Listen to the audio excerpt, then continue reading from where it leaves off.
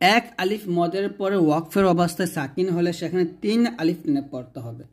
অর্থাৎ এরকম জবরের বাম পাশে খালি আলিফ আসলে তাকে মদ হরফ বলা হয়। এরকম জবরের বাম পাশে খালি আলিফ মদে হরফ, জেরের বাম পাশে জাজমালা ইয়া আসলে মদের হরফ, পেশের বাম পাশে জাজমালা ওয়াও আসলে মদের হরফ, অথবা খারা জবর খারাজে উল্টা পেশ আসলে তাকে মদ হরফ বলা হয়। এখানে দেখুন লেখা আছে খারা জবর খারাজে উল্টা পেশ, জবরের পর খালি আলিফ, জেরের পর জাজমালা ইয়া, পেশের পর জাজমালা ওয়াও।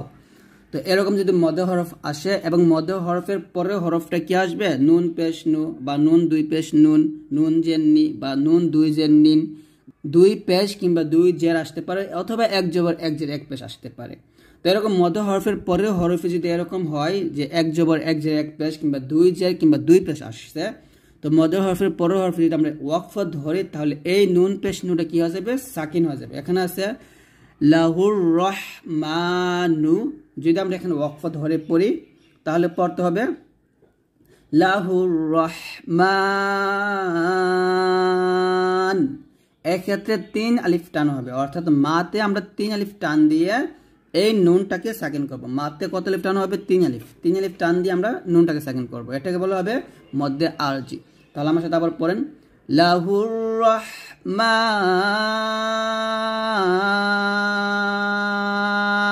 এরকম ভাবে আপনার ওয়াকফ ধরবেন। তারপর দেখুন লাম আলিফ জবর লা, তা র পেশ তুর, লা তুর, জিম জবর জা, লা তুর জা, আইন ওয়া পেশ উ, নুন জবর না, লা তুর জা উ না আছে, এখানে আইন ওয়া পেশ উ, এটা হচ্ছে মধ্যে হরফ, কারণ পেশের পর জাজমালা ওয়াও আসছে। তো আমরা কিন্তু জানি মধ্যে হরফ 3টা, আলিফ ওয়াও ইয়া, জবরের পরে খালি আলিফ, পেশের পর জাজমালা ওয়াও, জেরের পর জাজমালা ইয়া আসলে তাকে মধ্যে হরফ বলা হয়। আবার খারাজ জবর খারাজ উল্টা পেশ আসলে মধ্যে হরফ বলা হয়।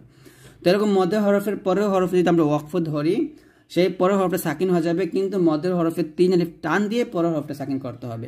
তো এখানে যদি আমরা ওয়াকফ ধরি তাহলে বলতে হবে লা তুরজাউন, এরকম আলাল কাফিরিনা, আইন জবর আলাম, লাম জবর লাল, আলাল কাফ খারা জবর কা, মধ্যে হরফ এক লিফ টান দিবেন, আলাল কা ফাজের ফি, আলাল কাফি রয়াজির রি, নুন জবর না, আলাল কাফিরিনা। যদি আমরা ওয়াকফ ধরি তাহলে বলতে হবে আলাল কাফিরিন, রিতে আমরা 3 আলিফ টান দিয়ে নুনকে সাকিন করব, আলাল কাফিরিন, এরকম ভাবে। তারপরে হিসাবা, ওয়াকফ ধরলে হবে হিসাব,